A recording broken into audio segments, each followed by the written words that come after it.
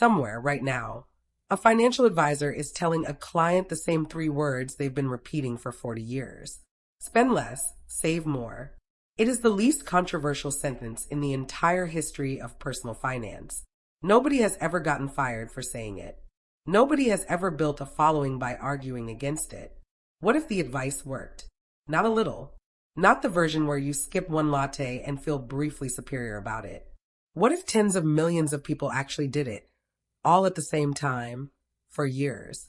Real discipline, real restraint. A country full of people quietly redirecting a serious chunk of every paycheck away from spending and into savings. By every rule you've ever been taught, that country should be getting richer. Here's the problem.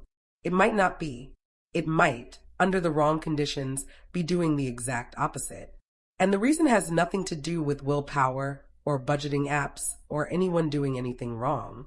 It has to do with a piece of how money actually moves that almost nobody explains, because almost nobody benefits from you thinking about it. Here's the detail that gets skipped. In an economy, your spending is somebody else's income. Not metaphorically, literally, dollar for dollar. The money you hand over for coffee becomes the barista's income.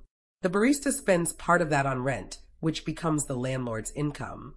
The landlord spends part of that at the grocery store, which becomes the income of the person stocking the shelves. Around it goes, a relay race that never technically ends, just keeps swapping hands.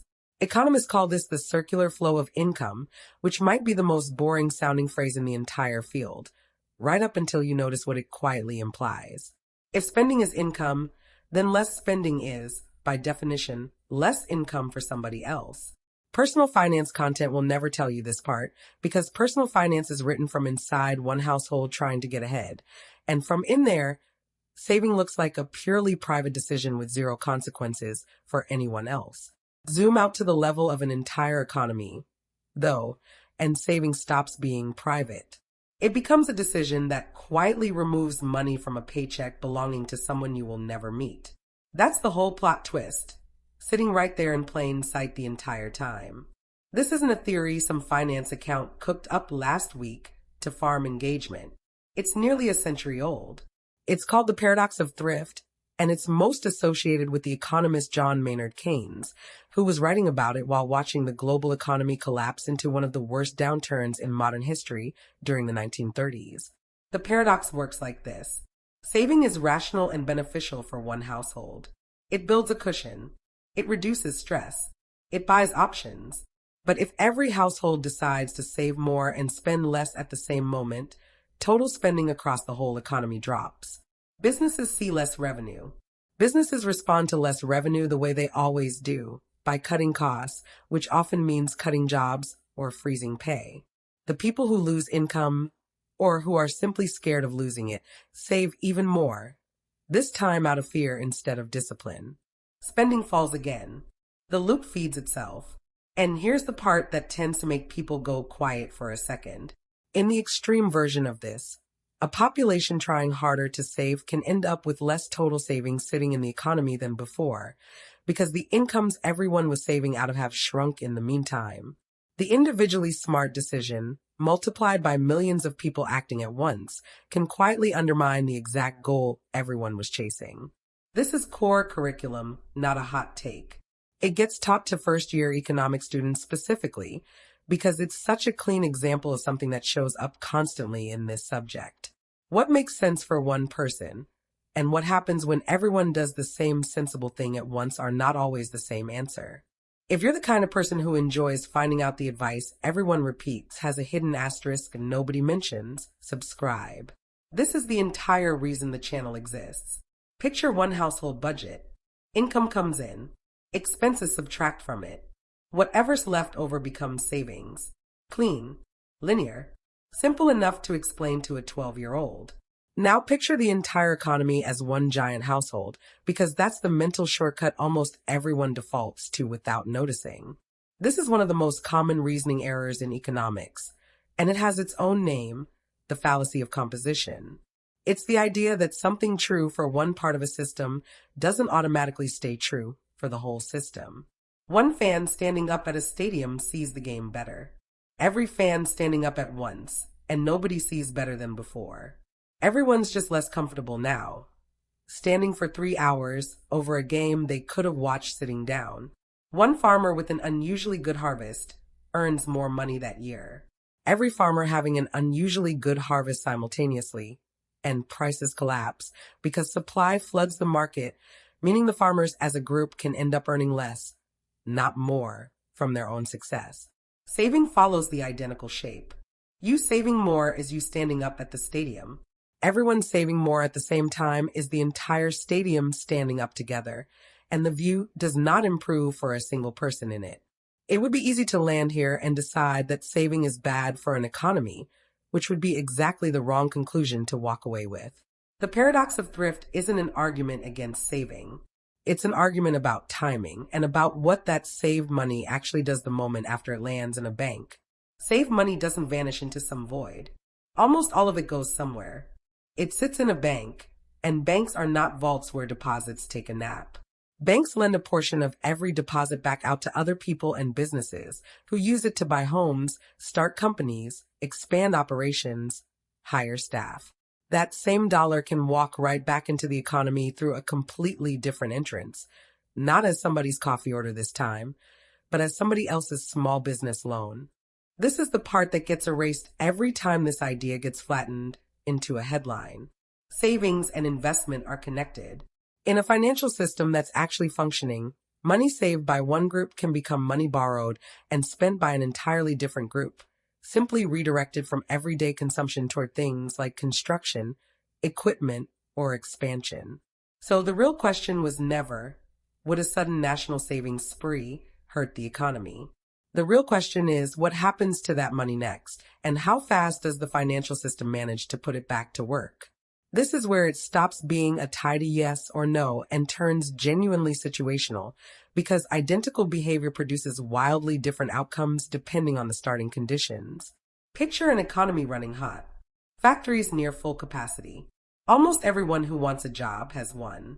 Prices climbing fast because demand is outrunning what the economy can actually produce.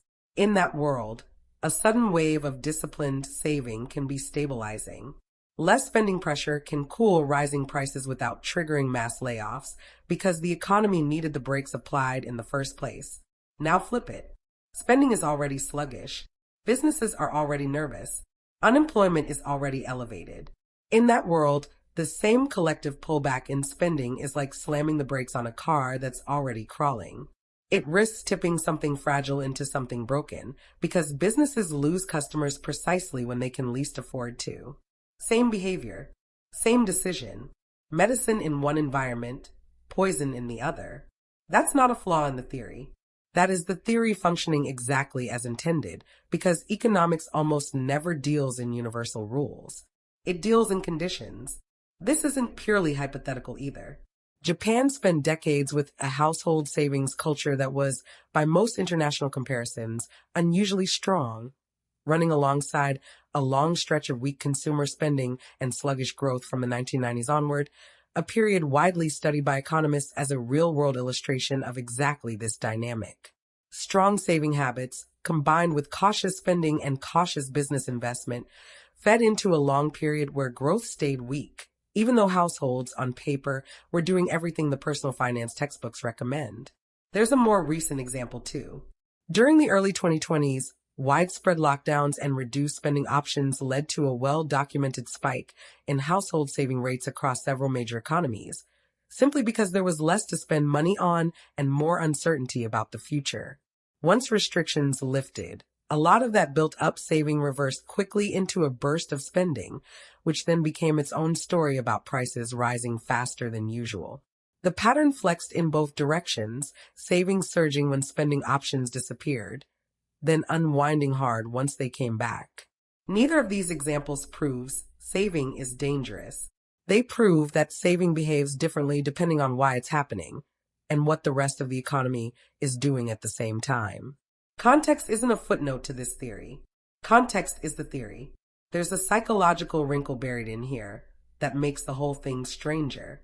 People rarely start saving more because they suddenly discovered willpower out of nowhere. Historically, some of the sharpest nationwide jumps in saving rates have shown up during periods of fear, when people grow anxious about their jobs, their health, or the broader economy, and instinctively pull back on spending as a form of self-protection. That creates an odd feedback loop worth sitting with. Fear causes saving. Saving, at scale, can slow the economy. A slower economy can create more of the exact uncertainty that caused the fear to begin with. The behavior that feels like protecting yourself from a downturn can, when millions of people do it abruptly and at the same time, quietly help produce the downturn they were trying to avoid. To be clear, this doesn't mean your own caution is misguided. If you personally feel uncertain about your job or your finances, tightening your own spending is a completely reasonable response to your own situation.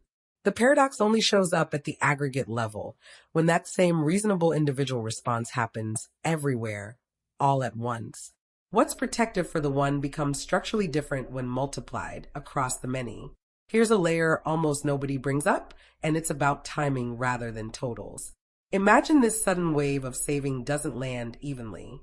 Some households have plenty of room to cut back because a chunk of their spending was optional to begin with. Other households were already stretched thin on rent, food, and transportation, with nothing left to trim even if they wanted to.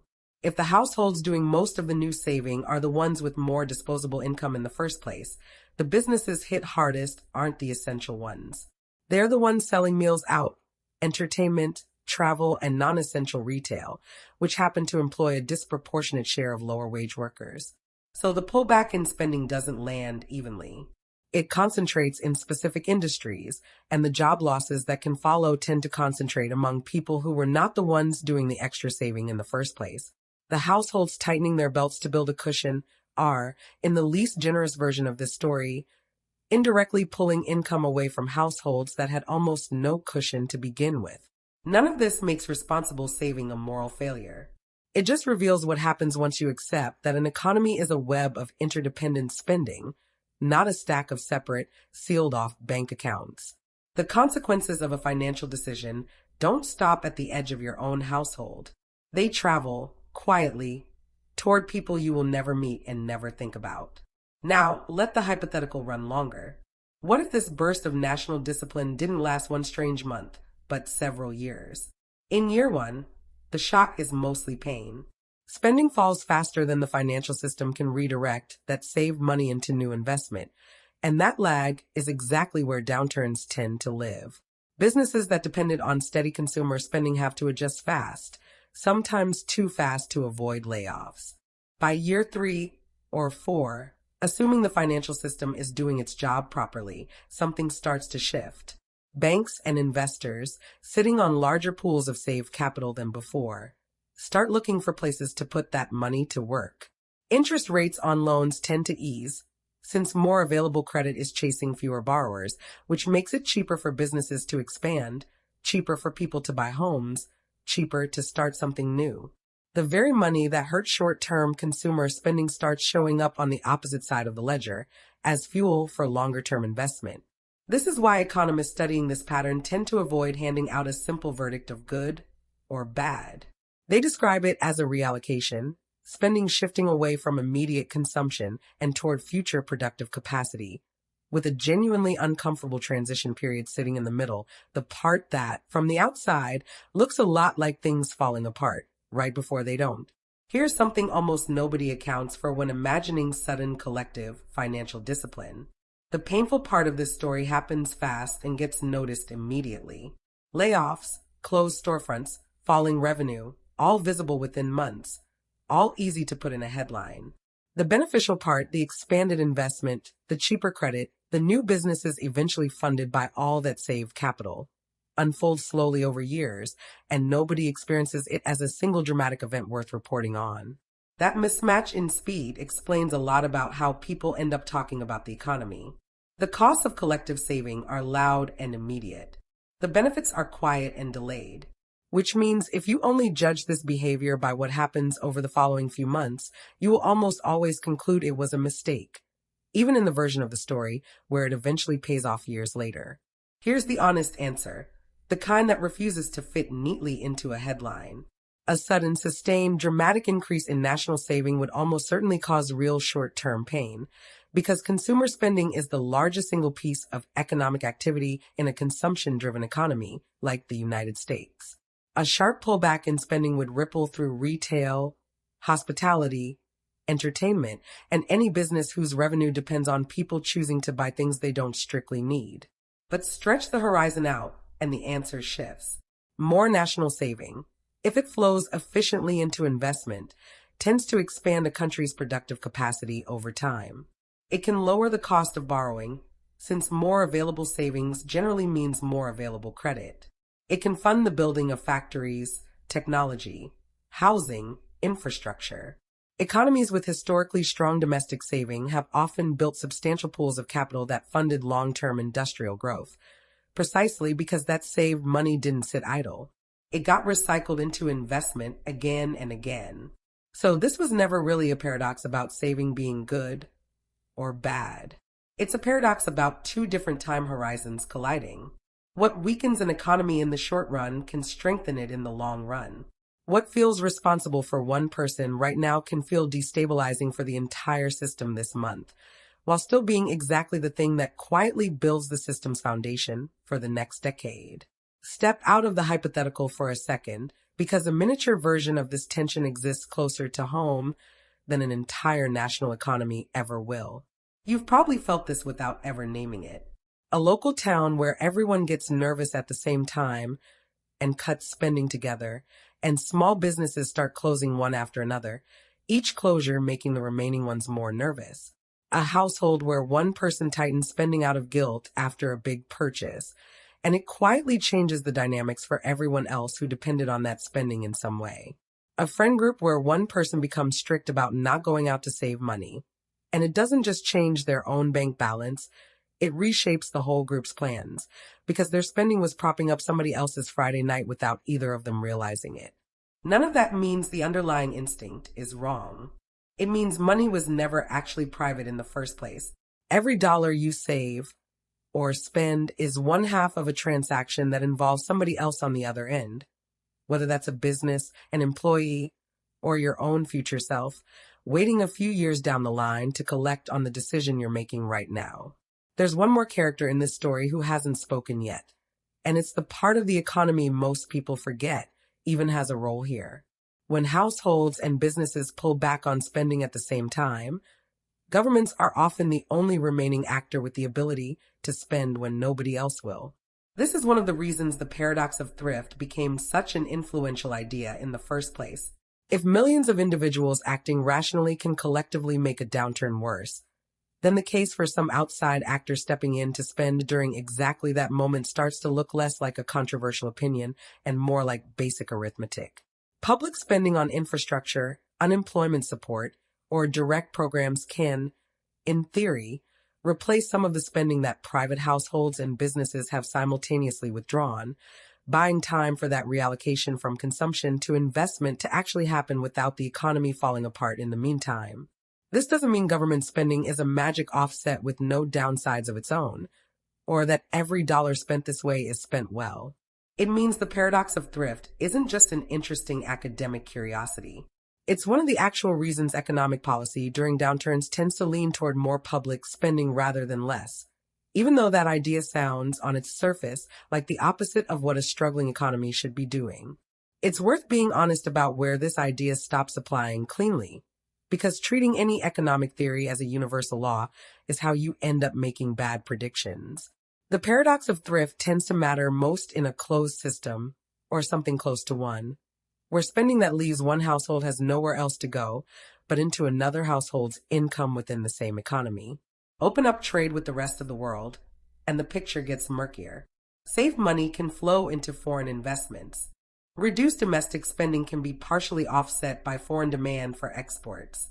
None of that erases the core mechanism, but it does mean the real world rarely behaves as cleanly as the closed-loop version of the thought experiment.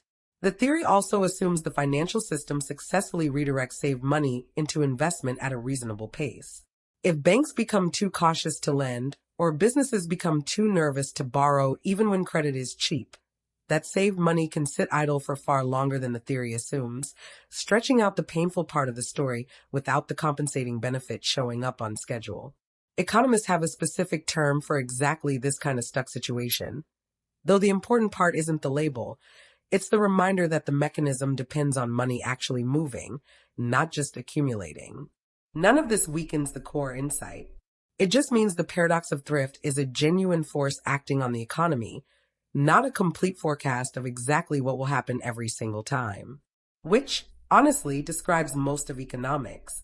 The question was never really whether Americans becoming better savers is good or bad. That framing was always too simple because it treats an economy like one oversized wallet when it's actually millions of interconnected wallets, each one somebody else's paycheck, somebody else's rent, somebody else's version of the exact same anxious decision you just made this morning. The real story is that the advice given to individuals and the mechanics of an entire economy are not the same system, even though they're built out of the same dollars. What's virtuous in isolation can become destabilizing in unison. What looks destabilizing in the short term can be the very thing quietly building long-term strength decades later. The paradox isn't a flaw in how money works. It's a reminder that money never sits still long enough to belong to just one story or just one person. So the next time your banking app congratulates you for spending less this month, it might be worth remembering that somewhere on the other end of that unspent dollar, somebody was quietly counting on it showing up.